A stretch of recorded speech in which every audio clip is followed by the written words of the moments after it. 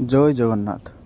आज आम जानिबा वास्तुशास्त्र अनुसार घर आगरे बा वास्तु भितरे केउ केउ गछ थिले अशुभ होइथाय। चलंतु आमे जानिबा।